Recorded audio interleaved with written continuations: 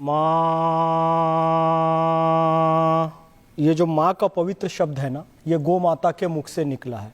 वही माँ कहीं अम्मा हुआ, कहीं मम्मा हुआ, कहीं मदर हुआ, कहीं मैरी हुआ, कहीं माई हुआ, कहीं आई हुआ।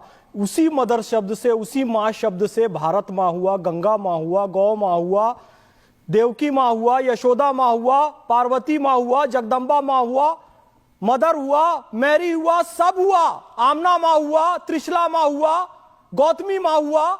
यह शब्द गौ माता के मुख से निकला है। जो गौ माता सबको प्राण देने वाली है, उस गौ माता की गौशाला के लिए यह कहना कि उनके गोबर और गोमूत्र से बदबू आती है, गौशाला से बदबू आती है, तो यदुवंशी कोई ऐसा कहे तो मैं यही कहना चाहूंगा कि जब नाश मनुज पर छाता है, पहले विवेक मर जाता है। सुनिए, सनातन के जो 16 संस्कार हैं, गर्भधारण, पुंसवन, सीमांतोनयन, जात कर्म, नामकरण, निष्क्रमण, अन्नप्राशन, चूड़ाकर्म, कर्णवेदन, विद्यारंभ, उपनयन, वेदारंभ, केशांत, समावर्तन, विवाह और अंत्येष्टि, इन सब में पंचगव्य की आवश्यकता पड़ती है। यानी गौ माता का दूध, दही, घी, गोबर, गोमूत्र, इसके बिना अंत्येष्टि भी नहीं हो सकती और इसके बिना गर्भधारण संस्कार भी नहीं हो सकता। ये सनातन कहता है। गावो विश्वस्य मात्रा, गाय विश्व की माता है। गावा स्वर्गस्य सोपानम, गाय स्वर्ग की सीढ़ी है। और आइए, पैगंबर हजरत मोहम्मद सल्लल्लाहु अलैहि वसल्लम ने फरमाया, गाय का दूध शिफा है, गाय का घी दवा है और इसका मांस बीमारी है। जो दूध, दही, घी गौ माता से आता है, उसके पास से बदबू कैसे आ रही है? पैगंबर हजरत मोहम्मद सल्लल्लाहु अलैहि वसल्लम की ये हदीसें हैं। ईसा मसीह का जन्म कहां हुआ? ईसा मसीह का जन्म ही गौशाला में हुआ।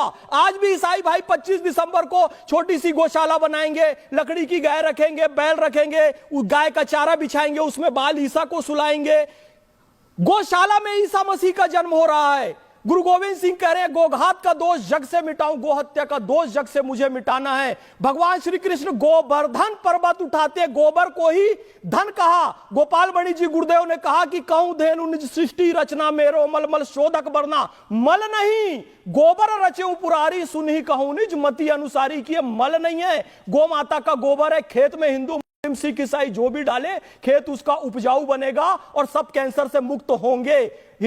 सिख, ईसाई कोई भी हो, सब अपना घर गोबर से लीपते हैं। गांव में दीवारें गोबर से बनाते हैं, रसोई को गोबर से लीपते हैं, फूड पॉइजनिंग ना हो तो। ये गौ माता का गोबर बदबूदार नहीं है, ये सुगंध वाला है, सबको बीमारियों से बचाने वाला है। इसलिए कोई यहां पर दावा, पूरे विश्व का किसान दावा कर दे, पूरे विश्व का किसान दावा कर दे, गोबर सर्वश्रेष्ठ खाद है कि नहीं है, सर्वश्रेष्ठ ईंधन है कि नहीं है? है। उसके बाद क्यों? भारतीय संस्कृति का गोत्र गौ माता से आया। शहरों के नाम आप देखिए, गोवा, गोरखपुर, गोकुल, गोपालपुर, ग्वालियर, ग्वालों का नगर, सब गाय से आया। समय का मानक गोधुली बेला गाय से आया। यहां तक कि संबंधों का मानक दुहित्री, जो घर में दूध दोहने का काम करे, बेटी दुहित्री, उसे ही पुत्री कहा गया। हर चीज भारत की संस्कृति। और ऑक्सफोर्ड यूनिवर्सिटी नंदी बाबा से आया। कोपनहेगन की पुरानी स्पेलिंग देखिए, काऊ से बनी है। आप विश्व में कहीं चले जाइए, किसी वो गौ माता से ही है। और जो भगवान श्री कृष्ण गौ का महत्व बता रहे हैं, उनके वंश का एक व्यक्ति ऐश्वर भाई कलयुग में आकर यह कहे कि मुझे गोबर से बदबू आ रही है, गौशाला से बदबू आ रही है।